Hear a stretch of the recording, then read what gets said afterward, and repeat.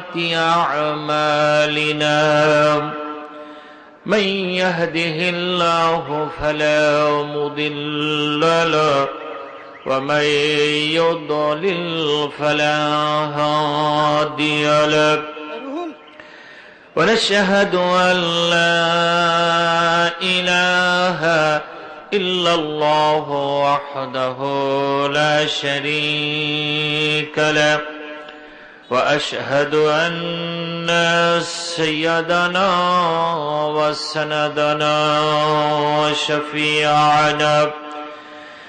وشفيعنا وحبيبنا ومولانا محمدا عبده ورسوله أما بعد فقد قال الله تعالى في كلامه المجيد والفرقان الحميد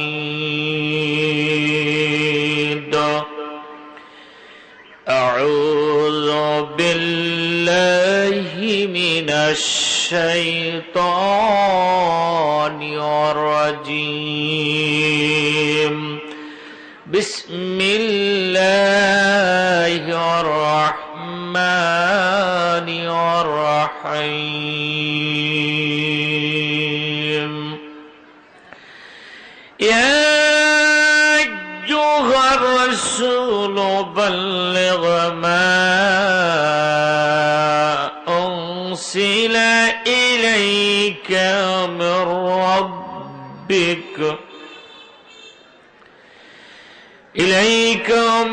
ربك وإن لم تفعل فما بلغت رسالته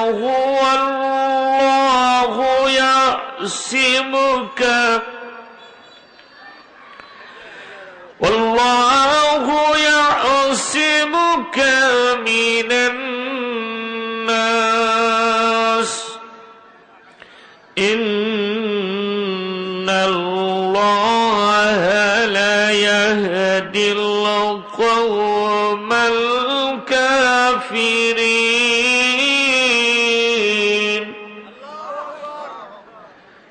إلى الآخر الآية. وقال الله تعالى في شأن حبيبه محمد رسول الله صلى الله عليه وسلم إن الله وملائكته يصلون على النبي يا أيها الذين آمنوا صلوا عليه وسلموا تسليما. اللهم صل على محمد وعلى آل محمد كما صليت على إبراهيم وعلى آل إبراهيم إنك حميد مجيد. اللهم بارك على محمد وعلى آل محمد كما باركت على إبراهيم وعلى آل إبراهيم إنك حميد مجيد.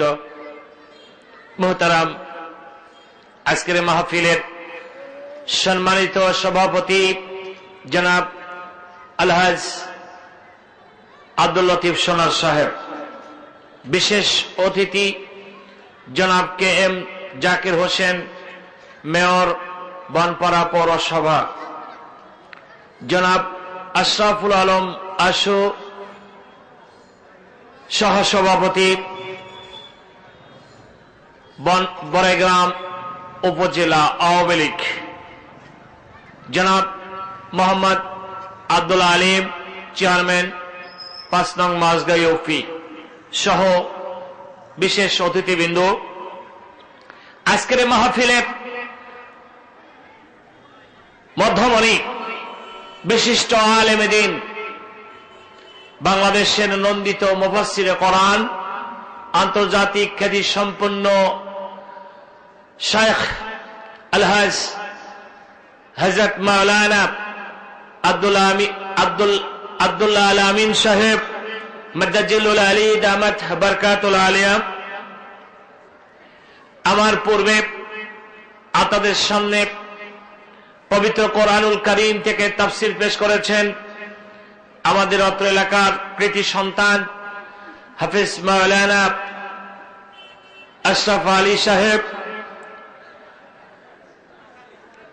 তিরাইল হিলফুল ফুজুল দশম বার্ষিক 2 দিনব্যাপী তাফসীরুল কোরআন মাহফিলে সমাপনী দিবসে বাদ ঈশা আমি গুনাহগারকে পবিত্র কোরআনুল কারীম থেকে কিছু আলোচনা উপস্থাপনার জন্য আজকের এই মঞ্চে কবুল করেছেন এবং আপনারা শ্রোতা হিসাবে যারা আগমন করেছেন, যে মালিক আমাদেরকে জান্নাতে এই পরিসরে এসে বসার মতন সুযোগ করে দিলেন, সেই মাবুদের শাহী দরবারে প্রাণ খুলে কালিমাতুশ শুকর আদায় করছি, পড়ছি সকলেই আলহামদুলিল্লাহ।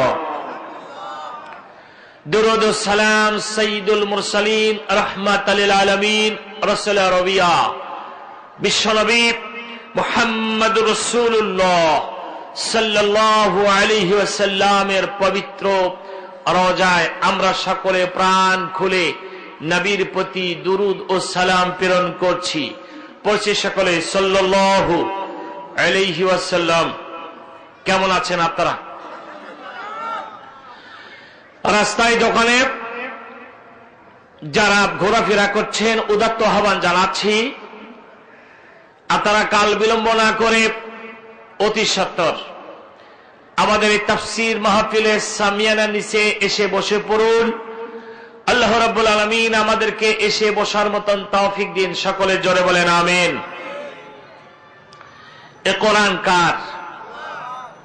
সংরক্ষণের দায়িত্ব, একটু জোরে বলেন, সংরক্ষণের দায়িত্ব আল্লাহর। পৃথিবীতে কোরআন প্রেমিক পাগল যেমন আছে, কোরআন বিদ্বেষী, কোরআনকে রদবদল করে এই পৃথিবী থেকে মুছে দেওয়ার জন্য ষড়যন্ত্রকারীও আছে। কথা বলেন ঠিক কিনা? সেজন্য পৃথিবীতে যত আসমানি গ্রন্থ এসেছিল এক কোরআন ছাড়া আর কোন আসমানি গ্রন্থ পৃথিবীতে আর নেই, সব ক্ষত বিক্ষত। কথা বলেন ঠিক কিনা? আমাদের নবী বিশ্বনবী মুহাম্মদ রাসূলুল্লাহ সাল্লাল্লাহু আলাইহি ওয়াসাল্লাম এর আগমনের পূর্বে একজন নবী পৃথিবীতে আগমন করেছিলেন। নবীটির নাম কি? কথা বলেন, কি নাম? ঈসা আলাইহিস সালাম। তারপর আল্লাহ আসমান থেকে কিতাব নাজিল করেছিলেন। কিতাবের নাম কি? কথা বলেন, ইনজিল। বলেন কিতাবের নাম ইনজিল। সে অরিজিনাল ইনজিল কি পৃথিবীতে আর খুঁজে পাওয়া যাবে? একটু কথা বলেন, খুঁজে পাওয়া যাবে? খুঁজে পাওয়া যাবে না। কেননা ওই ইনজিল কিতাব সংরক্ষণ করবার জন্য আল্লাহ কোনো দায়িত্ব নেননি। কথা বলেন ঠিক না? আজ ইনজিলের নামে মানুষ তার নিজের মেধা দিয়ে বিভিন্ন গ্রন্থ রচনা করে ইনজিলের নামে চালিয়ে দিচ্ছে, এটা আল্লাহর সেই ইনজিল বলে। পৃথিবীতে এখন প্রভুর বাণী বলে কিতাব বের হয়ে, এটা প্রভুর বাণী, তারা নিজেরা বানিয়েছে।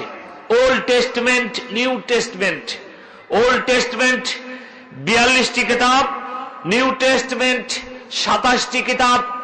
এই পৃথিবীতে ইনজিল নামে চালিয়ে দেওয়া হচ্ছে আল্লাহর বাণী হিসাবে। জোরে কোন নাউজুবিল্লাহ। এগুলো একটাও আল্লাহর অরিজিনাল বাণী নয়। শুধুমাত্র কোরআন সংরক্ষণ করবার দায়িত্ব গ্রহণ করেছেন স্বয়ং আল্লাহ। বলেন কে? আল্লাহ। আমার আল্লাহ বলেন নাহনু নাযালনা যিকরা ওয়া ইন্না লাহু লাহাফিজুন। নিশ্চয়ই কোরআন নাজিল করেছি আমি আল্লাহ, আর সংরক্ষণ করবার সার্বিক দায়িত্ব গ্রহণ করেছি আমি আল্লাহ। আমার ভাইয়েরা, এই পৃথিবীতে আমাদের বাংলাদেশে ইতিপূর্বে শুধুমাত্র মিডিয়া হিসাবে একটি চ্যানেল চালু ছিল, তার নাম ছিল বিটিভি। বলেন কি? বিটিভি। এখন বাংলাদেশে প্রায় 70-80টি চ্যানেল চলে, এক একটা চ্যানেলের এক একটি নাম। কথা কোন ঠিক না? বাংলাদেশের চ্যানেল, বিদেশি চ্যানেল সহ অসংখ্য চ্যানেল চলতেছে। বাংলাদেশের বাহিরে যদি আপনি অন্য কোন দেশে যান, যে দেশটি সম্পর্কে আমি কথা বলতে চাচ্ছি সেটি হচ্ছে ইউরোপের একটি দেশ। ওই দেশে প্রায় 1000টির বেশি চ্যানেল চলে। ওই চ্যানেলের মধ্যে একটি চ্যানেলের নাম হল এমটি। বলেন, চ্যানেলের নাম এমটি চ্যানেল। এই চ্যানেলে আমাদের বাংলাদেশে যেমনটি করে সকালবেলা ফজরের নামাজ আনতে যখন নতুন করে দিন শুরু করে তারা অনুষ্ঠান শুরু করতে চান, কোরআন বরকতময় কিতাব। বলেন, কোরআন কি কিতাব? কোরআন হল আল্লাহ রাব্বুল আলামিনের শাশ্বত বাণী। এর বরকত হাসিল করার জন্য কোরআন দিয়ে শুরু হয়। বলেন কি দিয়ে? একটু কথা বলেন, কি দিয়ে শুরু হয়? কোরআন দিয়ে শুরু হয়। সেই কোরআনটা তারা তেলাওয়াত দিয়ে শুরু করেন। আমার ভাইরা, কোরআন তেলাওয়াত দিয়ে শুরু করতে চাচ্ছেন বরকত হাসিলের জন্য। বলেন কিসের জন্য? একটু কথা বলেন, কিসের জন্য? বরকত হাসিলের জন্য। কিন্তু বরকত কে দিবেন? বরকত দেওয়ার মালিক কে? আল্লাহ। আমি যদি বরকত দিয়ে শুরু করে পরবর্তীতে অশ্লীল কর্মকাণ্ড করি, তাহলে কি আল্লাহ কোনো বরকত দেবেন? কথা বলেন, বরকত কি দিবেন?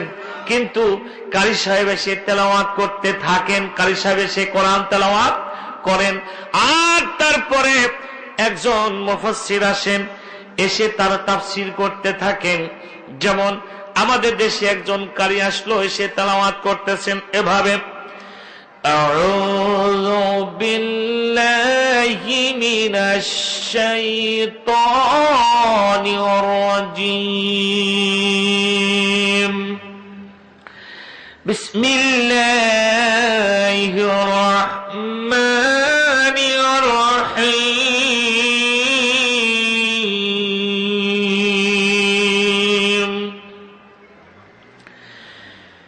ইন্নামাল মুমিনুনা আল্লাযীনা ইযা যুকিরাল্লাহু ওয়াজিলাত কুলুবুহুম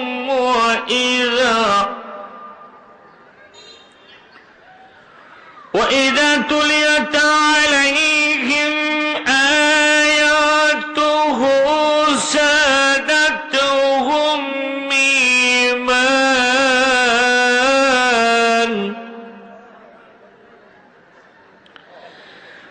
زادتهم إيمانا وعلى ربهم يتوكلون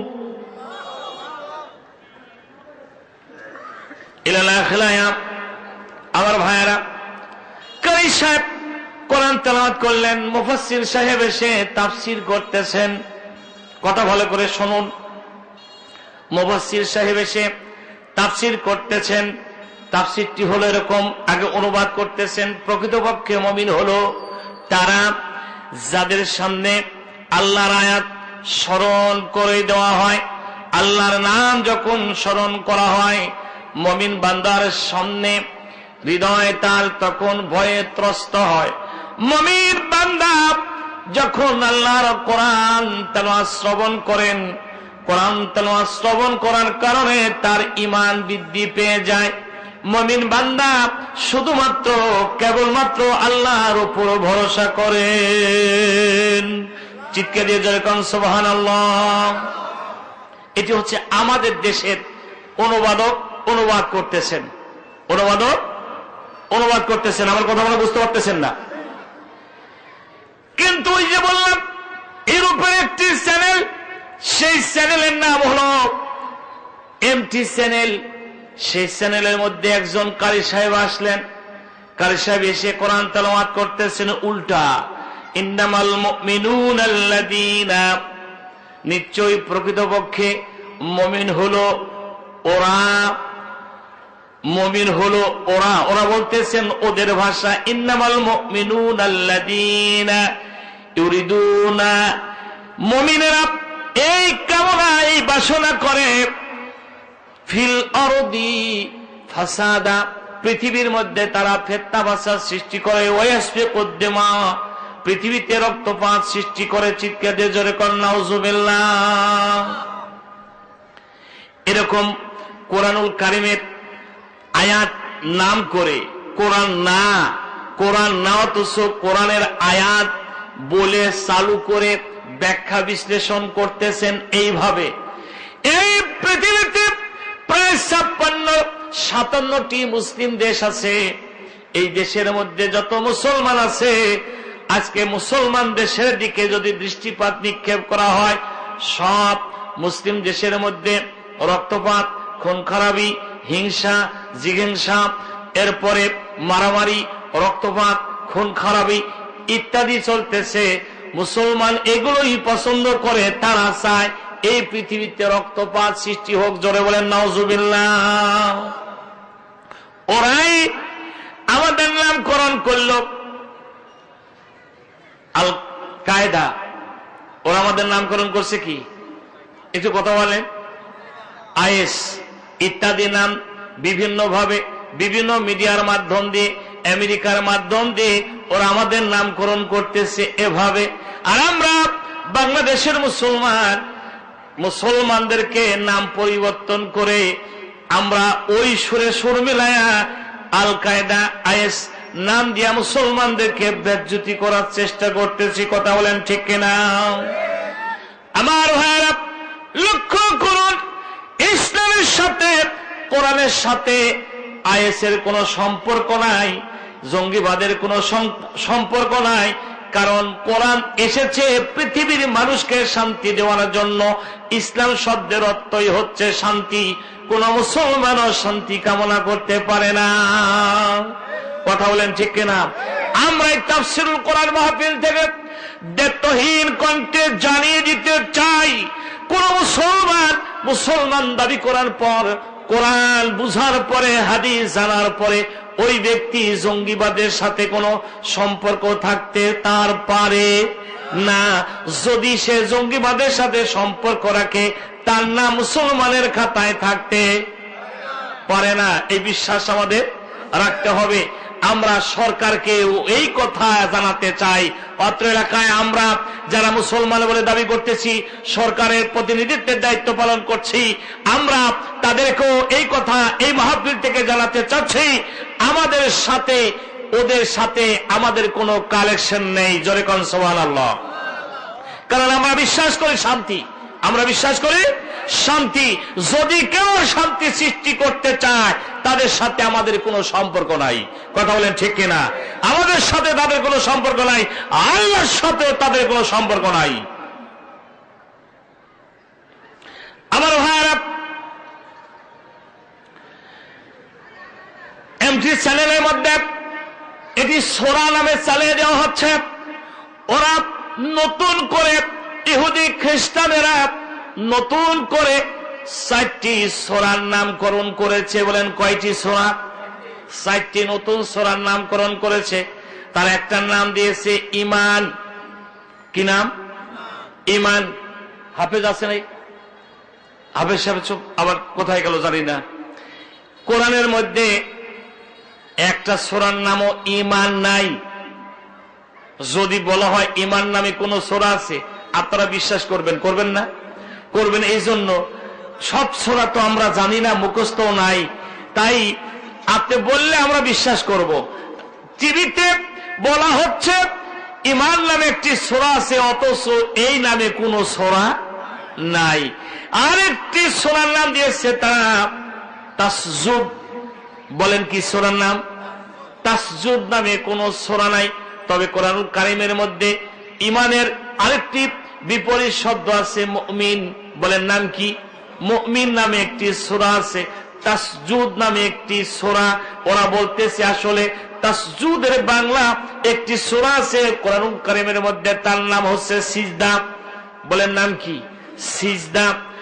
ইসলাম নামে একটি সূরা তারা বলতেছে আসলে ইসলাম নামে কোনো সূরা নাই। আল আসা 4টি সূরা তারা বলতেছে এই এক একটা সূরার মধ্যে 10টা 12টা 15টা পর্যন্ত আয়াত ছেদ করেছে। এগুলো তারা করে টিভির মধ্যে চালিয়ে দিয়ে মানুষকে বিভ্রান্ত করার জন্য পায়তারা করতেছে। ওরা আমাদের জাতীয় দুশমন। কথা কন, ওরা আমাদের জাতীয় দুশমন। এটা আমি বলি নাই, আমার কথা না। ওরা যে মুসলমানের জাতীয় দুশমন, আল্লাহ তা কোরআনুল কারীমের মধ্যে জানিয়ে দিচ্ছেন এইভাবে, লা তাজিদান্না শাদ্দান নাসি আদওয়াতাল লিল্লাযীনা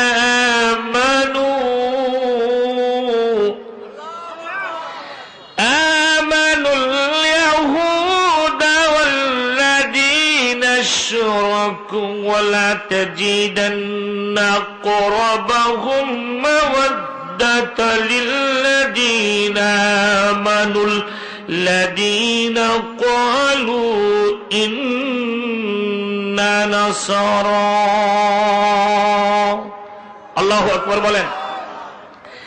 আমার ভাইরা লক্ষ্য করুন, আমার আল্লাহ বলছেন লাম তাকিদ দুনে সকালে দিয়ে লাম এনেছেন, নুন এনেছেন, লা তাজিদান্না।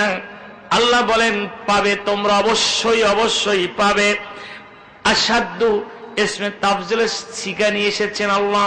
আল্লাহ বলছেন নাস, মানুষের মধ্যে সব থেকে ইমানদারদের বড় দুশমন, ইমানদার মুমিনদের সব থেকে বড় দুশমন যারা, তার 1 নম্বর হলো, লক্ষ্য করুন, 1 নম্বর মুসলমান ইমানদারদের মুমিনদের বড় দুশমন যারা, তারা হলো ইয়াহুদা ওয়াল্লাযীনা আশরাকু। 1 নম্বর হলো ইহুদি। 1 নম্বর কি? জোরে বলেন, একটু জোরে বলেন। 1 নম্বর ইহুদি। 2 নম্বর যারা আশরাকু, শিরিক কর্মকাণ্ড করে, মুশরিক যারা, তারা হচ্ছে ইমানদার মুসলমানদের বড় দুশমন। আমি মনে হয় বোঝাতে পারলাম না, বুঝতে পারছেন? বলেন 1 নম্বর মুসলমানের বড় দুশমন কে? ইহুদি। 2 নম্বর মুশরিক। মুশরিক কারা? যারা শিরক করে। যারা শিরক করে তারা হচ্ছে মুশরিক। এক কথায় আমরা যারা মুসলমান বলে আমাদেরকে পরিচয় দিচ্ছি, আমরাও অসংখ্য শিরকের মধ্যে নিমজ্জিত আছি। কথা বলেন ঠিক কিনা? সেই সমস্ত শিরকগুলো বর্জন করে ঈমানকে মজবুত করতে হলে আমাদেরকে শিরক সম্পর্কে আমাদের জ্ঞান অর্জন করতে হবে। এই কোরআনুল কারীম শিরকের বিপরীত যেটা, সেটার নাম হচ্ছে তাওহীদ। শিরকের বিপরীতের নাম কি? তাওহীদ। তাওহীদ শব্দের অর্থ হচ্ছে একাত্মবাদের উপর বিশ্বাস, এক আল্লাহকে আল্লাহ হিসাবে বিশ্বাস করতে হবে। চিৎকার দিয়ে জোরে কোন সুবহানাল্লাহ। আর কুফর এর বিপরীত হচ্ছে ঈমান। ঈমানের বিপরীত কুফর। কুফর আছে যেখানে, ঈমান নাই সেখানে। ঈমান আছে যেখানে, কুফর নাই সেখানে। তাওহীদ আছে যেখানে, শিরক নাই সেখানে। শিরক আছে যেখানে, তাওহীদ নাই সেখানে। জোরে কোন কথা ঠিক কিনা? আমরা শিরক মুক্ত, কুফর মুক্ত জীবন চাই। আল্লাহ তুমি আমাদেরকে ওই জীবনটা দান করো। সকলে জোরে বলেন আমিন। আর একবার জোরে বলেন আমিন। আমার ভাইয়েরা, এখন আপনাদের কাছে আমরা জানতে চাচ্ছি, তাহলে মুমিনের বন্ধুকে? মুমিনের বন্ধু। এখন বন্ধু খুঁজতে হবে আমাদের।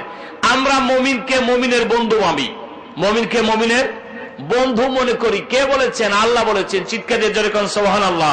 মুমিন মুমিনের বন্ধু, এটা আল্লাহর ভাষা। মুমিন শুধু মুমিনকেই অভিভাবক বন্ধু হিসাবে গ্রহণ করবে। লা ইয়াত্তাখিজুল মুমিনুনাল কাফিরিনা আউলিয়া মিন দুনিল মুমিনিন।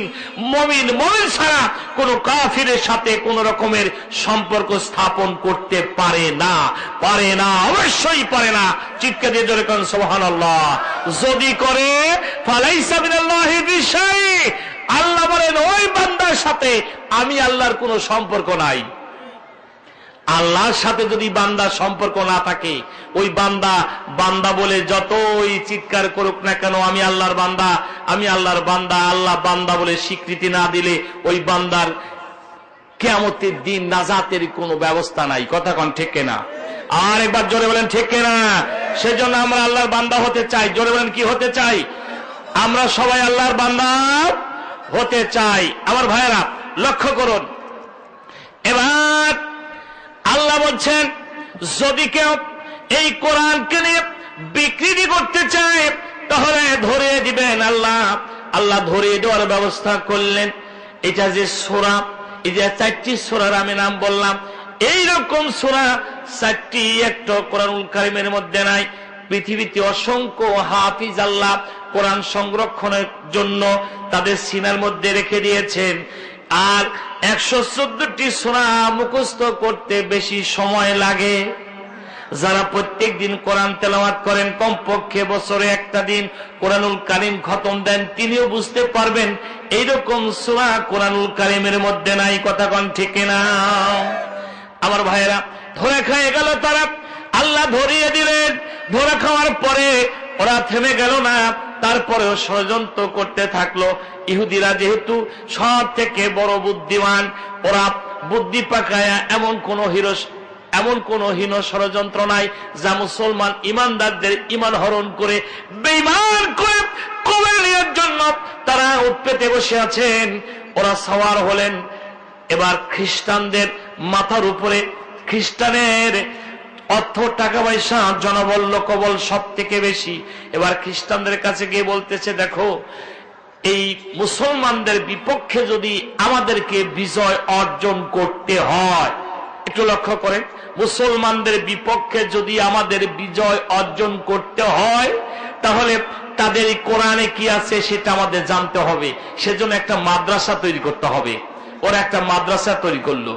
এরপরে বলছে এই মাদ্রাসায় কোরআন, হাদিস, তাফসির, ফিকহ, ইজমা, কিয়াস এবং মানুষের জীবন যাপনের জন্য যা দরকার সবকিছু শিক্ষা দিয়ে স্কলার করে মুসলিম দেশে আমাদের স্কলারদেরকে পাঠিয়ে দিতে হবে। কথা কি বোঝাতে পারছি আমি? এই কাজ যারা করতে শুরু করলেন, আমি কিন্তু বানাই বলছি না, আমার কাছে তথ্য আছে, তথ্যভিত্তিক কথা বলছি। আমার ভাইয়েরা, ব্রিটেনের মাটির নিচে অরণ্য বনে বিজন ভূমি সুড়ঙ্গ একটি মাদ্রাসা, সেই মাদ্রাসার ভিতরে তারা এই ছাত্র নিয়ে এইভাবে শিক্ষকরা লেখাপড়া শিখায়। দুনিয়ার কোনো মানুষ টেরও পাবে না যে ওখানে একটা মাদ্রাসা আছে, ওখানে ছাত্র লেখাপড়া করে। বিস্তারিত জ্ঞান অর্জন করে, স্কলার করে তারা মুসলিম সমাজের কাছে এসে কোরআনের কথা, হাদিসের কথা এমন ভাবে বুঝে আমাদেরকে বলতে থাকে। মাঝে মাঝে ইমান বিধ্বংসী এমন কিছু কথা বলতে থাকে যা বিশ্বাস করলে ইমানদারের ইমান থাকে না। কথা বলেন ঠিক? একটু কথা বলেন না ভাই? ঠিক। এখন বলবেন এটা পাইলেন কোথায় হুজুর? এটাও ইন্টারনেটে বের হয়ে আসছে। আচ্ছা, ইন্টারনেট, ফেসবুক আমরা ব্যবহার করি। এক শ্রেণীর যুবকেরা ফেসবুক ব্যবহার করতেছে অশ্লীলতা, বেহায়াপনা ইত্যাদি। আর আরেক প্রকার ফেসবুক যারা ব্যবহার করতেছে তারা ভিতরে কোরআনে কি আছে, হাদিসে কি আছে এবং বিশ্বে কোন দেশে কোরআনে কি কি ঘটনা ঘটছে, ঐতিহাসিক সেই দৃশ্যাবলী তারা সেখান থেকে বের করে নিয়ে আসতেছে। তাহলে একজন হচ্ছে ইমানদারদের ইমান মজবুত করার জন্য তারা ফেসবুক ব্যবহার করতেছে, আরেক দল তাদের ইমান নষ্ট করে দেওয়ার জন্য, চরিত্র নষ্ট করে দেওয়ার জন্য ফেসবুক ব্যবহার করতেছে। দুই ফেসবুকধারী এক। কথা বলেন, দুই ফেসবুকধারী এক কখনো হতে পারে না। লক্ষ্য করুন, আমি আসব ওই জায়গা একটু পরে। আমি একটু আপনাদেরকে বুঝাতে চাচ্ছি যে ইন্টারনেটের মধ্যে এই তথ্য বের হয়ে আসছে। আল্লাহ ধরিয়ে দিয়েছেন যে মুসলমানদের বিপক্ষে ঈমান নষ্ট করে দেওয়ার জন্য গোপন ষড়যন্ত্র যে মাদ্রাসা, ওই মাদ্রাসার তথ্য আল্লাহ বের করে দিয়েছেন। জোরে কোন সুবহানাল্লাহ। তাহলে ষড়যন্ত্রকারীরা ষড়যন্ত্র করতে থাকবে, আর আল্লাহ ষড়যন্ত্র জাল বিস্তারকারীদেরকে ধরিয়ে দিবেন, ঈমানদারেরা যেন তাদের ঈমান নিয়ে কবরে যেতে পারে। কিন্তু কিছু কিছু মানুষ আছে, আমরা যতই তাদের কাছে কোরআন হাদিসের সহি কথা বলি, ওরা বলবে এইটা সহি না, আমাদের বইয়ে যেটা আছে সেটা সহি। অর্থাৎ ওনাদের বইয়ে যেটা আছে, যেটা পাইছেন ওইটা নিয়ে মেতে আছেন। আমরা যতই বলি ওটা সহি না, ওরা মানতে রাজি না। কথা কোন ঠিক কিনা? একটু কথা বলেন ঠিক কিনা? আবার বলেন ঠিক কিনা? ওরা একটা কবিতা বানাইছে, মান্না গঞ্জাম দর জমিন আসিমা, মান্না গঞ্জাম দর জমিন আসিমা, লেকে গুঞ্জাম দর কলবে মোমেনা। শুনতে ভালো লাগে না? এই পৃথিবীর কোথাও আল্লাহর স্থান হয় না, আল্লাহ শান্তি পান না, শুধুমাত্র মুমিনের কলবে আল্লাহর শান্তি। ঠিক করলেন? হ্যাঁ, ঠিক করে বসে আসলেন। দেখছেন অবস্থা? মুমিনের কলবের কুলুবুল মুমিনিনা রাসূলুল্লাহ আল হাদিস। আসলে এইটা কোনো হাদিসই না। কথা কোন এটা কি? একটু কথা বলেন, এটা কোনো হাদিসই না। কুলুবুল মুমিনিনা রাসূলুল্লাহ। মুমিনের কলব যদি আল্লাহর আরশ হয়, তাহলে আল্লাহর আরশ বানানোর কি দরকার ছিল?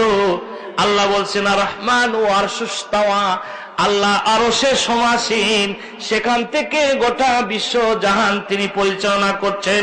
চিৎকার দিয়ে জোরে বলেন সুবহানাল্লাহ। ধোঁকা তো এখানেই খাচ্ছি আমরা। কথা বলেন, ধোঁকা এখানে খাচ্ছি। বলবেন যে আপনারা ধোঁকা দিচ্ছেন না, ওরা আমাদেরকে ধোঁকা দিচ্ছে। আমরা চ্যালেঞ্জ করছি, কোন হাদিস গ্রন্থের কোন পৃষ্ঠার মধ্যে এই হাদিসটি আছে একটু বার করে দেখান তো। শুধু চুটি চুটি বইয়ের মধ্যে হাদিস দেখায় লাভ হবে না। কথা বলেন। আবার একজন বলতেছে এটা যদি হাদিস নাও হয়ে থাকে, কোন একটা অলির কথা, একটু ভালো করে বুঝেন, কোন একটা অলির কথা যদি না মানি তাও বেদবি হয়। আচ্ছা বলেন, আল্লাহ নবীর হাদিস মানবেন না? আল্লাহ নবীর হাদিস মানবেন না? হাদিস মানবেন না নবীর, অথচ অলির কথা না মানলে বেদবি হয়। বেদব তো ওই ব্যক্তি যা শুনলো তাই বললো, ভেদ বিচার কিছুই করলো না, যা শুনছে তাই বলছে। ওই ব্যক্তির জন্য জাহান্নামে যাওয়াই যথেষ্ট। মানে হাদিস বলে বললো যেটা হাদিস, অথচ ওইটা জানিয়ে দেখলো না, বুঝলো না ওটা হাদিস কিনা, ওই ব্যক্তির জন্য জাহান্নামে যাওয়া যথেষ্ট, মিথ্যাবাদী হওয়ার জন্য যথেষ্ট। চিৎকার দিয়ে জোরে কর নাউযুবিল্লাহ। আমরা এরকম মিথ্যাবাদী হতে, একটু জোরে, আমরা এরকম মিথ্যাবাদী হতে চাই না। আমরা ঈমান নিয়ে দুনিয়াতে বেঁচে থাকতে চাই, ঈমান সম্মান ইজ্জত নিয়ে, আর মরতেও চাই ঈমান নিয়ে। আল্লাহ যেন আমাদেরকে তৌফিক দেন। সকলে জোরে বলে আমিন। ঈমান চোরেরা ঈমান চুরি করবে, আর মুমিন যদি প্রকৃতপক্ষে গৃহস্থ হয়, তাহলে এই মুমিন তার ঈমানকে হেফাজত করবে। কথা বলেন ঠিক কিনা? আপনারা কি ঈমান বিক্রি করে দেবেন? একটু কথা বলেন, ঈমান বিক্রি করবেন? ঈমান নিয়ে বাঁচতে চাই কারা কারা একটু হাত তুলে আল্লাহকে দেখায় দেন। লিল্লাহি তাকবীর। আল কোরআনের আলম, আল হাদিসের আলম, লিল্লাহি তাকবীর। আমার ভাইরা, গতকাল বলছিলাম, আজও আপনাদের সামনে কথা বলছি ইনশাআল্লাহ। তাহলে কোরআন হচ্ছে সেই কোরআন, এই কোরআন হচ্ছে সেই কোরআন যা সংরক্ষণের দায় দায়িত্ব নিয়েছেন স্বয়ং আল্লাহ। চিৎকার দিয়ে বলেন কে? আল্লাহ।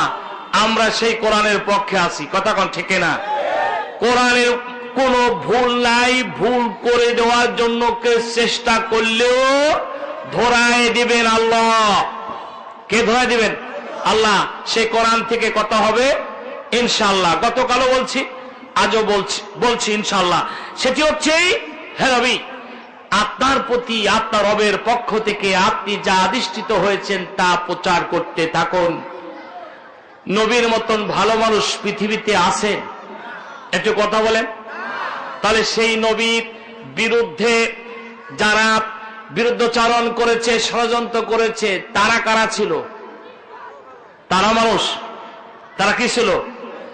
কথা বলেন না, ওরা মানুষ ছিল। কি বলেন? এক নম্বর ওদের পরিচয় কি? ওরা মানুষ ছিল, কিন্তু ওরা ছিল নবীর দুশমন। বলেন, ওরা কি ছিল? নবীর দুশমন। নবীকে ষড়যন্ত্রমূলক ভাবে নজরবন্দি করে, গৃহবন্দী করে রাখলেন। একদিন না, 2 দিন না, প্রায় 3 বছর, 2 বছর কয়েক মাস, প্রায় 3 বছর। অপরাধ কি? কোরআনের কথা বলা। বলেন, কি অপরাধ? কোরআনের কথা বলা। আজও কেউ কেউ এই কোরআনের কথা বলতে গিয়ে এই সমস্যার সম্মুখীন হচ্ছেন কিনা জোরে বলেন। কথা বলেন, হচ্ছেন কিনা? সেই জন্য বলতে চাচ্ছি, কোরআনের পক্ষে জীবন বাজি রেখে ইমানকে টিকিয়ে রাখতে হবে। আল্লাহ যেন সেই সুযোগটা আমাদেরকে করে দেন। জোরে বলেন আমিন। আমার ভাইরা, বিশ্ব নবীর গৃহবন্দী করে রাখা হল। নবীর কাছে খানা নাই, পানির ব্যবস্থা নাই। খানা পানি যখন সব শেষ হয়ে গেল, কোনো খাদ্য সরবরাহ করার কোনো ব্যবস্থা যখন হলো না, 3 বছর পর্যন্ত প্রায় গৃহবন্দী অবস্থায় জীবন যাপন করতেছিলেন। ওইখানে কিছু গাছ ছিল, গাছের পাতা খেয়ে খেয়ে নবী জীবন ধারণ করতেছিলেন। গাছের পাতা খেলে মানুষ যেমন বিভিন্ন ছাগল গাছের পাতা খায়, ছাগলের যেমন পায়খানা হয়, নবীর পায়খানা ছাগলের পায়খানার মতন হয়ে গিয়েছিল। চিৎকার দিয়ে জোরে কন নাউজুবিল্লাহ। আমার ভাইয়েরা, মক্কার মুশরিকরা, কাফিররা, ইহুদিরা, খ্রিস্টানেরা, তারা সবাই মিলে একটি গোপন ষড়যন্ত্র বৈঠকের মধ্যে বসলেন, নাওদার বৈঠক। সেই বৈঠকের মধ্যে বসে তারা একটা উইলনামা করলেন, আমরা মক্কার একজন মানুষ বেঁচে থাকা পর্যন্ত মোহাম্মদকে দিন, কোরআন, ইসলাম প্রচার করতে দেব না। এই উইলটা লেখে কাগজের মধ্যে সুন্দর করে প্যাকেট করে একটা কাঠের বাক্সের মধ্যে তালাবন্দি করে রেখে দেওয়া হয়েছে। জোরে জোরে বলেন নাউজুবিল্লাহ। এই তালাবন্দি অবস্থায় যে লেখাটি ছিল, সেই লেখা তালাবন্দি অবস্থায় আছে, কিন্তু ভিতরে গিয়ে উই পোকা লেগেছে। বলেন, কি লেগেছে? উই পোকা। এই খবর তাদের কাছে নাই, এই খবরটা তাদের কাছে নাই। বিশ্ব নবীর কাছে আল্লাহ কোরআনুল কারীম নাজিল করে দিয়ে নবীকে জানিয়ে দিচ্ছেন, নবী, ওরা তার বিরুদ্ধে উইল করেছে। ওদের মধ্যে একজন মানুষ বেঁচে থাকাকালীন অবস্থায় মক্কায় মুহাম্মদ সাল্লাল্লাহু আলাইহি সাল্লাম আপনাকে কোরআনের দাওয়াত প্রচার করতে দিবে না। ওরা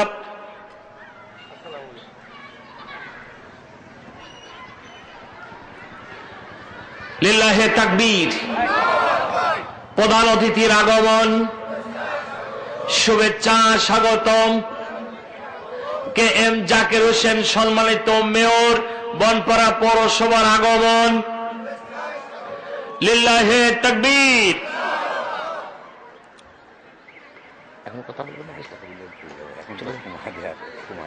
আচ্ছা, প্রধান অতিথি সাহেব তিনি বলছেন যে কথা বলে এখনই চলে যাবেন, তো আমি তাকে সুযোগ করে দিচ্ছি কথা বলার জন্য। উপস্থাপক, আপনি ওনার নামটি উপস্থাপন করুন, উনি কিছু কথা বলে চলে যাবেন।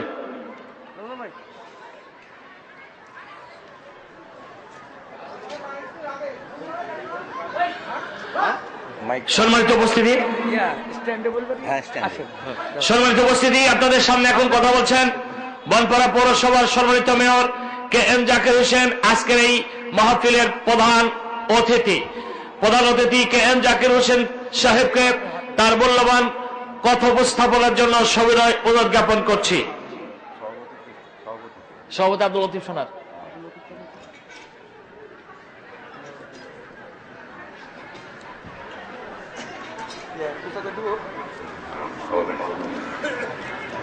বিসমিল্লাহিররহমানিররহিম।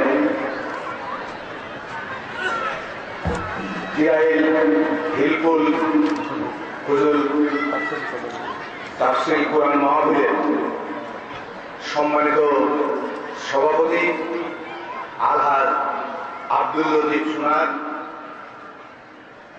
তাফসীরে মাহফিলে এখন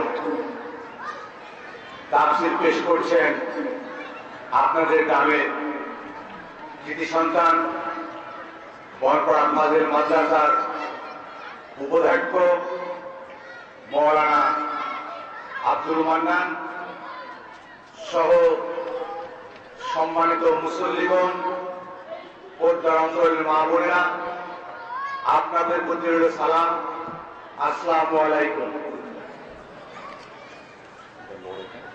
সমস্যা নাই, লড়ু। প্রতি বছরই এইখানে এই সংগঠনের উদ্যোগে কোরআনের তাফসীর মাহফিল অনুষ্ঠিত হয় এবং এই তাফসীর মাহফিলের একটা ঐতিহ্য আছে।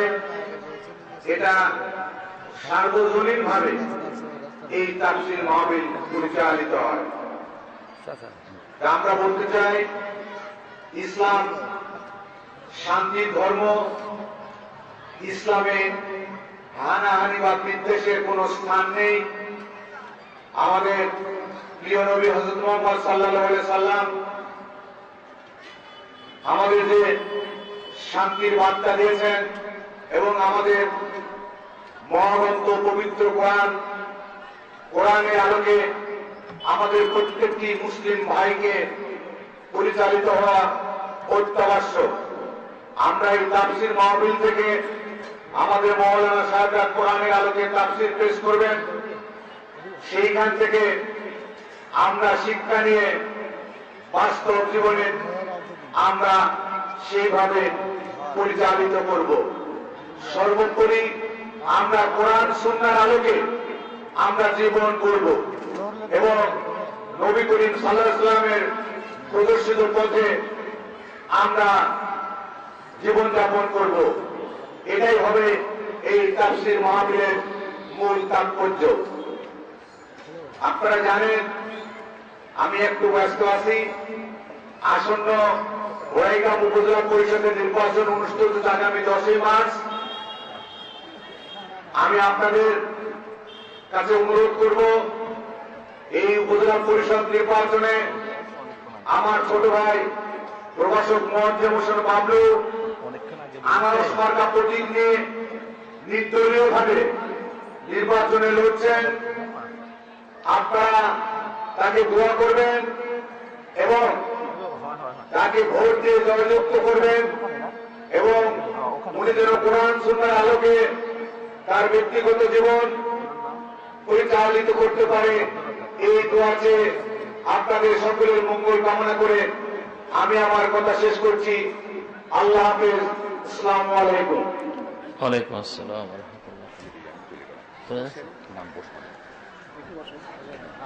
ধন্যবাদ সম্মানিত মেয়র সাহেব কে এম জাকির হোসেনকে তার মূল্যবান বক্তব্য উপস্থাপনার জন্য।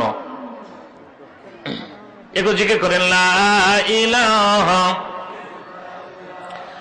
লা ইলাহা ইল্লাল্লাহ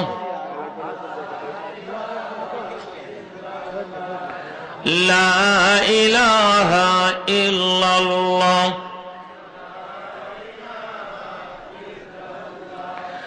লা ইলাহা ইল্লাল্লাহ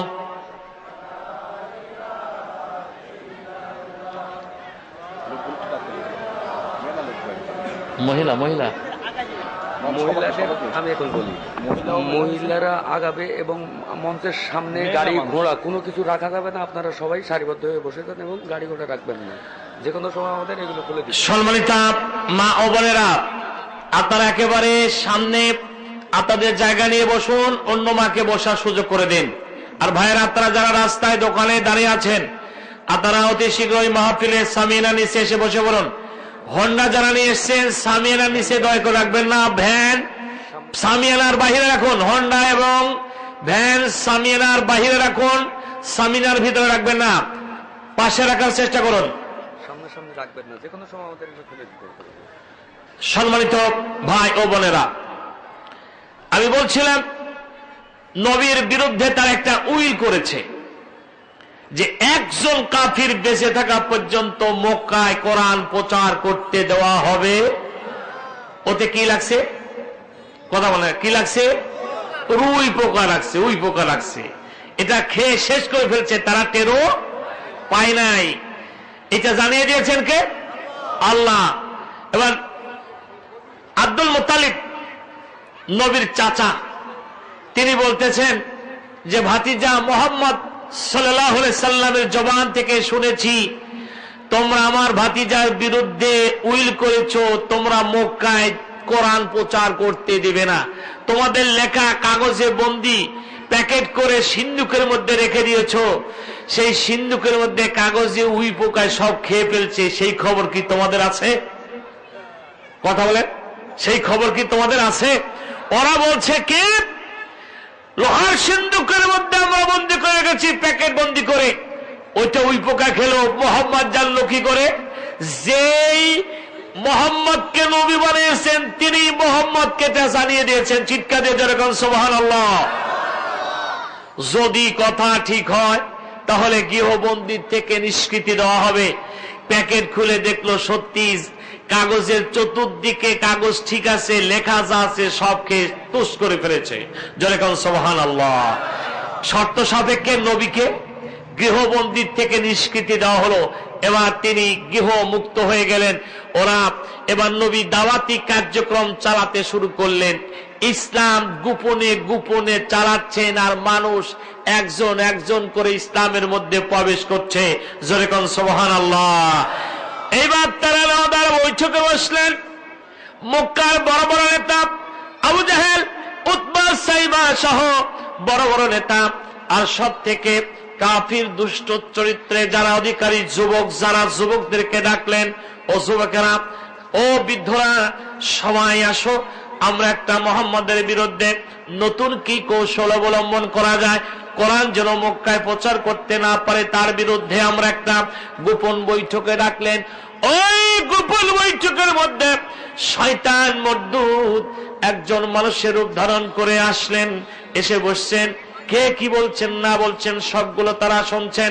একটু কথা হচ্ছে মাহফিলের ভিতরে, চুপচাপ বসে থাকতে হবে, কথা বলা যাবে না। আমার ভাইয়েরা, সেই শয়তান মরদুদ বসে বসে কথা শুনছে। ওরা এক একজন এক একটা প্রস্তাব পেশ করতেছেন। লক্ষ্য করুন, প্রস্তাব হলো 1 নম্বর, আমার আল্লাহ কোরআনুল কারীমের সূরা আনফালের 30 নম্বর আয়াতের মধ্যে ঘটনা বর্ণনা করতেছেন। ওই ইয়ামকুরু বিকাল্লাযীনা কাফারু লিউসবিতুকা আও ইয়াকতুলুকা আও ইখরিজুকা ওয়ায়ামকুরুনা ওয়ায়ামকুরুল্লাহ ওয়াল্লাহু খায়রুল মাকিরিন। আমার ভাইরা, কাফিররা বসে নওদার বৈঠকে ষড়যন্ত্র করতেছিল যে আমরা মুহাম্মাদের বিরুদ্ধে এখন কি ব্যবস্থা গ্রহণ করতে পারি, মুহাম্মদ যেন কোরআন প্রচার করতে না পারে, তার জন্য আমাদের কি ব্যবস্থা গ্রহণ করা দরকার। এবার তারা বসে সিদ্ধান্ত নিচ্ছে মুহাম্মদকে আমরা 1 নম্বর সিদ্ধান্ত গৃহবন্দী করে রাখা হবে, ওইটা তারা করে ফেলেছেন। এরপরে তারা বলছেন অথবা তাকে আমরা হত্যা করে ফেলবো, অথবা সিদ্ধান্ত নিল ইখরিজুকা, দেশ থেকে তাকে বহিষ্কার করা হবে, এই দেশে আর তাকে থাকতে দেওয়া হবে না। আমার আল্লাহ বলেন করুণা, ওরা ষড়যন্ত্র করতেছিল আমার নবীর বিরুদ্ধে, আমার কোরআনের বিরুদ্ধে। আমার আল্লাহ বলেন ইয়ামকুরুনাল্লাহ, আমি আল্লাহ আমার নবীকে উদ্ধার করার জন্য কৌশল অবলম্বন করতেছিলাম। আল্লাহু খায়রুল মাকিরিন।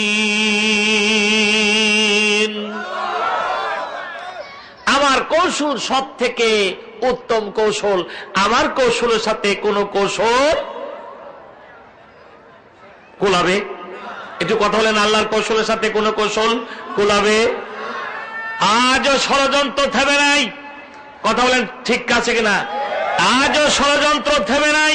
কোরআনের বিপক্ষে এক শ্রেণীর মুসলমান তারাই ষড়যন্ত্র করছে। কথা বলেন ঠিক কিনা? এই কোরআনের মাহফিল তিরাইলে যেন না হয়, ওরা বসে বসে ষড়যন্ত্র জাল বিস্তার করছে। আল্লাহ এই তাফসিরুল কোরআন মাহফিল, এই কোরআন যেন ওইখানে থাকে। আপনারা এর পক্ষে না বিপক্ষে? হাত তুলে আল্লাহকে দেখায় দেন। লিল্লাহি তাকবীর। আল কোরআনের আলম, আল হাদিসের আলম। কোরআন আছে যেখানে, কোরআন নাই যেখানে, আলেম ওলামা যেখানে, ইসলাম আছে যেখানে, লিল্লাহি তাকবীর।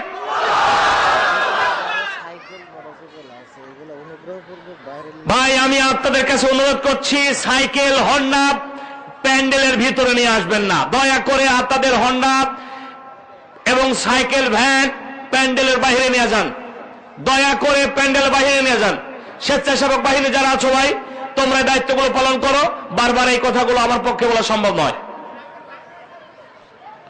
একটু লক্ষ্য করুন, শয়তান বলছেন, তাকান, শয়তান বলছেন তোমরা সিদ্ধান্ত তিনটা নিলা। কয়টা নিছে?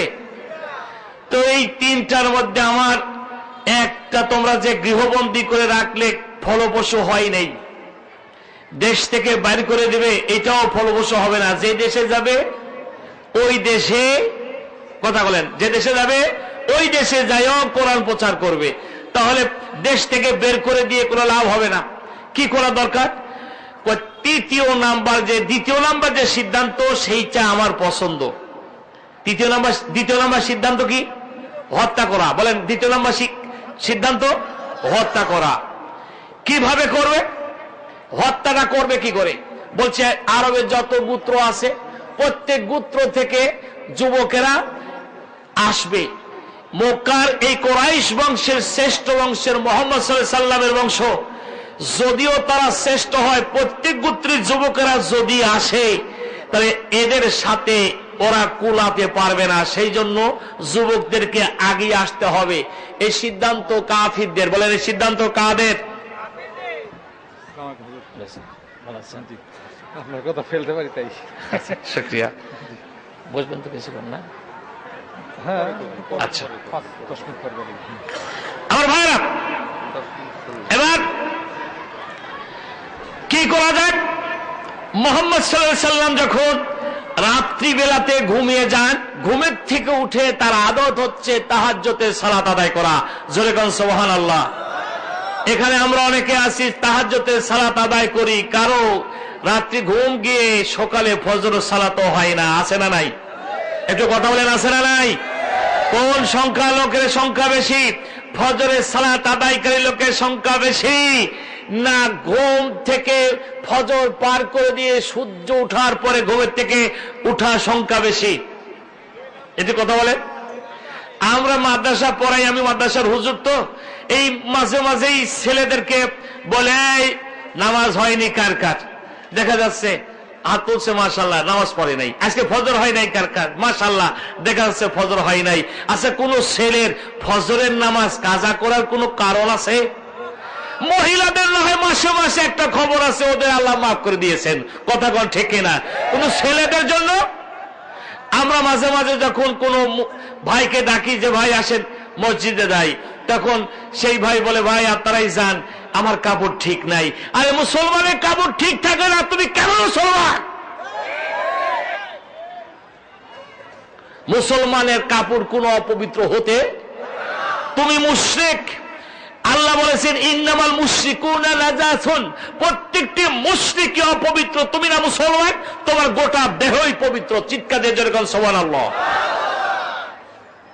শয়তান ষড়যন্ত্র করে একটা বুদ্ধি শিখাই দিল, বুদ্ধি হচ্ছে হত্যা করতে হবে। বিশ্বনবী যখন এই রাতের বেলা ঘুমের থেকে উঠবে তখন এরা সিদ্ধান্ত নিল এক কাজ করতে হবে, একটা গর্ত খোঁড়ো। কি করবে? একটু কথা বলে, কি করবে? একটা গর্ত খুঁড়বে, ও গর্তের মধ্যে ঘুমের থেকে উঠেই পা দিয়ে পড়ে যাবে, আর তোমরা সবাই মাটি চাপা দিয়ে মেরে ফেলবে, রাতের বেলা কেউ টেরও পাবে না। মোহাম্মদ কোপাকাত, চিৎকার দিয়ে জোরে কর নাউজুবিল্লাহ। ঘুরতেছে কখন উঠবে, ঘুরতেছে কখন উঠবে। এদিকে আবু জেহেল ঘুরতে ঘুরতে ঘুরতে ঘুরতে স্মরণেই নাই ওই জায়গায় গর্ত করা হয়েছে। গর্তের উপরে আবার একটু মানে বুঝা যেন না যায় যে এখানে গর্ত, এইরকম ব্যবস্থা করা হয়েছে। আবু জেহেলের খবর নাই যে ওইখানে গর্ত করছে। ওই গর্তের মধ্যে যে গর্ত করছে সেই বসছে। কে বসছে? কথা কর না, কে বসছে? আবু জেহেল পড়ছে। গর্ত খুঁড়লে যে গর্তে পড়বে সে। কথা বলেন ঠিক কিনা? গর্ত তো ঘুরছে, পড়ছে তো পড়ছেই। কিয়ামত পর্যন্ত আবু জেহেলের বাড়িতে যত হাজি যায় সব হাজি পেশাব পায়খানা করে সব একাকার করে থুয়ে আসে। কথা কন ঠিক কিনা? আবু জেহেলের বাড়িতে পায়খানা পায়খানা পায়খানা। আর বিশ্ব নবীর বাড়ি হলো কিতাবখানা। চিৎকার দিয়ে জোরে কন সুবহানাল্লাহ। 4 ভাষায় কিতাব বের হচ্ছে বিশ্ব নবীর বাড়ির থেকে। কত ভাষায়? আমি নিজে দেখে আসা কথা বলছি। আরবি ভাষা তো আছেই, এর বাংলা ট্রান্সলেট করা হয়েছে ইংরেজি, উর্দু এবং বাংলা। এই ভাষাভাষী মানুষেরা যারা সেখানে হজ করতে যায় ফ্রি, প্রত্যেকের হাতে তাফসীর দেওয়া হচ্ছে, বিভিন্ন কিতাব তুলে দেওয়া হচ্ছে। সেই কিতাব নিয়ে হাজী সাহেবরা চলে আসতেছে, পড়তেছে, জীবন চরিত্র গঠন করছে। চিৎকার দিয়ে জোরে কোন সুবহানাল্লাহ। আমি বলতে চাচ্ছি ওই কথা, কোরআনের বিপক্ষে, আলেম ওলামাদের বিপক্ষে যাবে যারা, আবু জেহেলের পরিণতি বরণ করতে হবে তাদের। কথা ঠিক কিনা? আমার ভাইরা, আবু জেহেল গর্তের মধ্যে পড়ে গেল। ওরা আবু জেহেলকে বাঁচানোর জন্য চেষ্টা করতেছেন। যতই বাঁচানোর চেষ্টা করেন, দড়ি নিয়ে আসো। দড়ি নিয়ে আসলেন, আবু জেহেলকে উঠাবেন। দড়ি যতই নিচে নামান, আবু জেহেল ততই নিচে চলে যান। আবু জেহেল ততই নিচে যাচ্ছে। সারা রাত দড়ি আনলো, দড়ি এনে দড়ি হাতে পায় না। আবু জেহেল নিচে থেকে বলতেছে, শোনো, মক্কা যত দড়ি আছে সব দড়ি দিয়ে তোমরা আমাকে উঠানোর চেষ্টা করলো, উঠাতে পারবে না। কেননা আমার ভাতিজা জাদুকর, জাদু দিয়ে দড়ি যেন আমি লাগাল না পাই ব্যবস্থা করে ফেলেছে। এক কাজ করো, মোহাম্মদকে ডাকো। মোহাম্মদ সাল্লাল্লাহু আলাইহি সাল্লাম উঠলেন। এবার বলতেছেন, মোহাম্মদ, তোমার চাচা, এই যে পড়শি চাচা, আপন চাচা না কিন্তু, তোমার এই যে পড়শি চাচা, ও তো গর্তের মধ্যে পড়ে গেছে, উঠানোর ব্যবস্থা করো। কি আমার দরজার সামনে এখানে তো কোনো গর্ত নাই, গর্ত খুললো কে? ওরা সব চুপচাপ, কিচ্ছু বলে না। ষড়যন্ত্রকারী বলতেছে, আগে উঠাও তারপর সব বলবো। তো বলছে, চাচা কি অবস্থা? আগে উঠাও চাচা, তার ভাতিজা উঠাও আগে, তারপরে তোমার সবকিছু খুলে বলবো। বলছেন যে একটা শর্ত করেন। কি শর্ত? যে আপনি যদি ইসলাম কবুল করে মুসলমান হন, আমি আপনাকে উঠাবো। বলতেছেন, আমি উঠি আগে, তারপরে ভেবে চিনতে তোমার ইসলাম কবুল করব। আল্লাহ রাসূল সাল্লাল্লাহু আলাইহি সাল্লাম বিসমিল্লাহ বলে হাতটা নিচে লাগাই দিয়েছেন।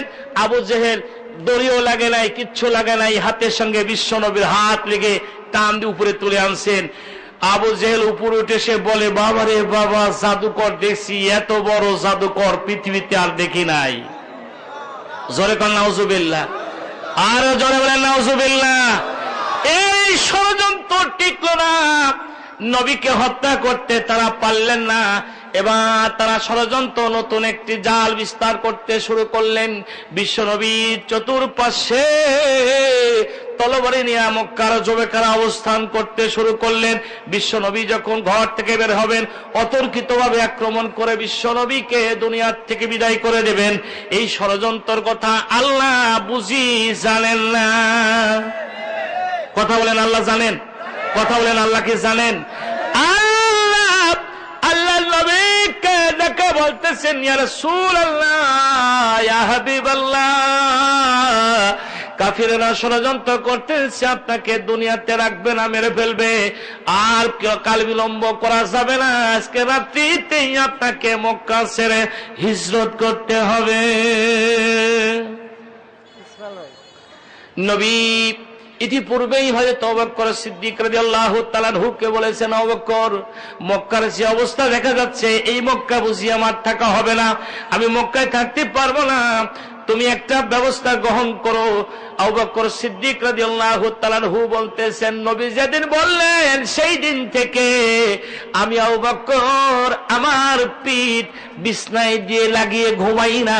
কখন যেন নবী আসবেন, আমাকে ডাকবেন, আমি ঘুমের মধ্যে থাকবো, নবী দাঁড়িয়ে দাঁড়িয়ে কষ্ট পাবেন, আমি আবু বকর সহ্য করতে পারবো না, তাই দরজায় পিঠ লাগিয়ে দাঁড়িয়ে থাকি, কখন কোন দিন কোন রাত্রি নবী আসবেন। সুবহানাল্লাহ বলেন। নবী ফিসফিস আওয়াজে, জোরে আওয়াজ দিলেন না, ছোট্ট করে ফিসফিস আওয়াজে ডাকতেছেন, আবু বকর, ও আবু বকর। আবু বকর লাব্বাইক ও সাদিক, ইয়া রাসূলুল্লাহ, লাব্বাইক, আমি হাজির আছি, আমি উপস্থিত, ইয়া রাসূলুল্লাহ। কি বলছেন আমাকে? বলতেছেন তুমি কি রেডি? বলতেছেন হ্যাঁ রেডি। বিশ্বনবী আবু বকরকে বলছেন, আবু বকর, ছোট্ট আওয়াজ দিয়ে আমি তোমাকে ডাকলাম, তুমি রাত্রি গভীরে কি ঘুমাও নাই?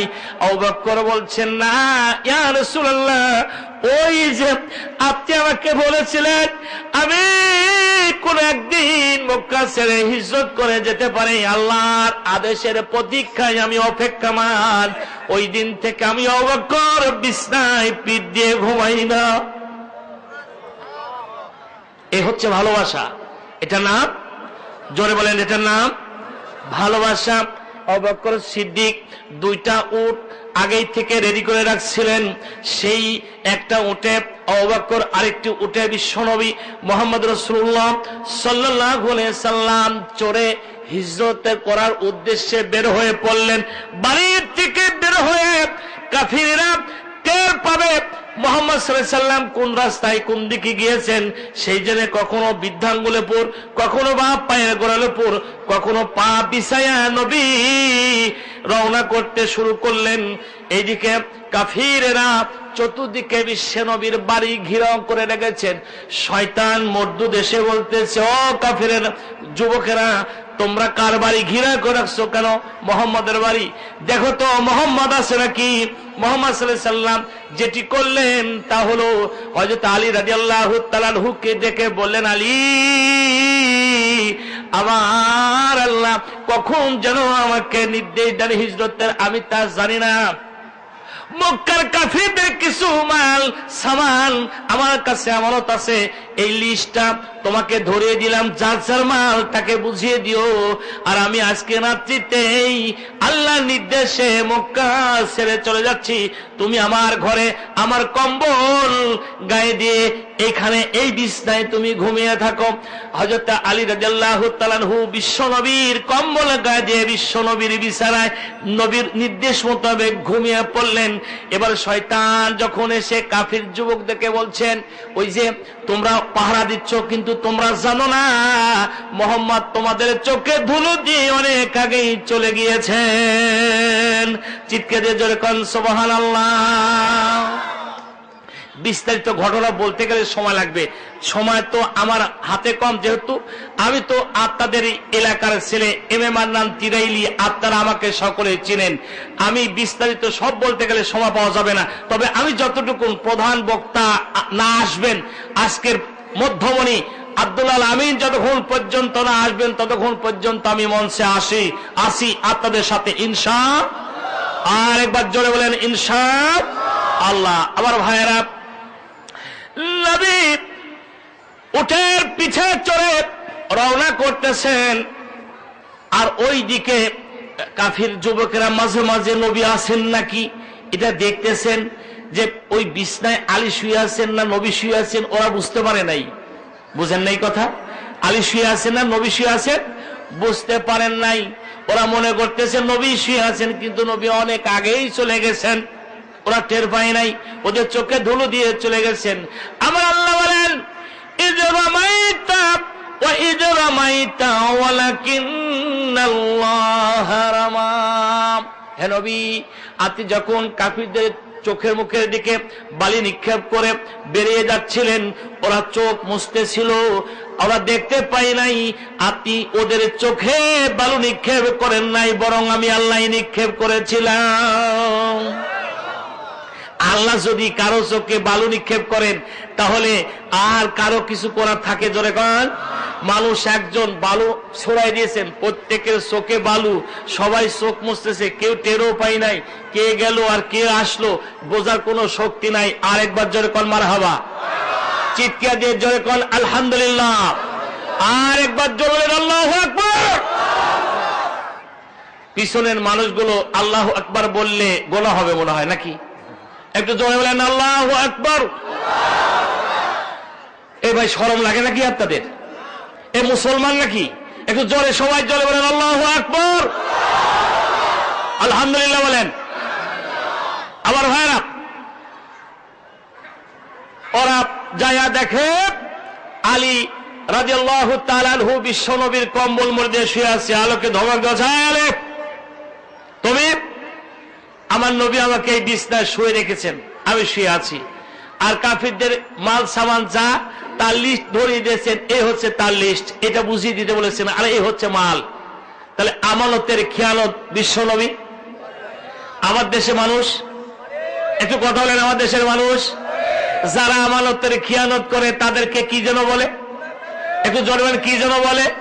মুনাফিক। মুনাফিকের স্থান জাহান্নাম। জোরে বলেন জাহান্নাম। তো জাহান্নাম, জাহান্নামের অতল গহ্বরে, জোরে কোন সুবহানাল্লাহ। মুনাফিকের স্থান জাহান্নামের অতল গহ্বরে, আমরা জোরে বলি নাউজুবিল্লাহ। আমার ভাইয়েরা, এবার নবী আমানত বুঝিয়ে দিয়ে চলে গেলেন। এরা বলতেছে, হায় সর্বনাশ, যার জন্য আমরা এত কিছু করলাম সে আমাদের চোখে ধুলো দিয়ে চলে গেছে। কোথায় গেছে? কোন রাস্তায় গেছে? খোঁজো তো। মক্কার মানুষের অনেক বুদ্ধি। দেখেন, এখন না টেলিফোন করে দেখো কোন দিক গেছে। একটা চোর একটা হোন্ডা চুরি করছে, একটু লক্ষ্য করে, তখন হোন্ডা চোর কোন দিক গেছে, ওই হোন্ডা চোর আবার এইদিক এদিক ঘুরে এই রাস্তায় সেই রাস্তা যায় বাঁচার জন্য। কথা বল ঠিক না?